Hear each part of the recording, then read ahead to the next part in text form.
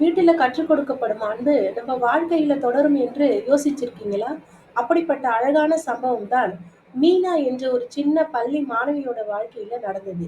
சின்ன ஊர்ல வாழும் மாணவி மீனா. மழைக்காலத்தில் பள்ளிக்கு போகும் வழியில் குளத்தில் நடுங்கிக் கொண்டிருந்த பூனைக்குட்டியை அவள் மழைக்கோட்டை போட்டு அதை வீட்டுக்கு கொண்டு வந்தாள்.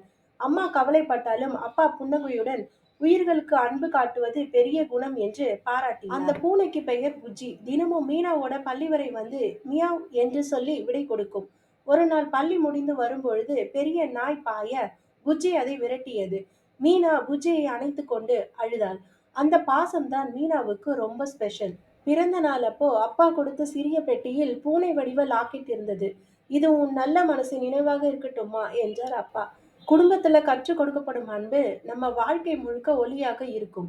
இந்த கதை உங்களுக்கு பிடிச்சிருந்தா லைக் பண்ணுங்க, ஷேர் பண்ணுங்க. ஸ்ரீ தமிழ் கதை நேரம் சேனலுக்கு சப்ஸ்கிரைப் பண்ணுங்க.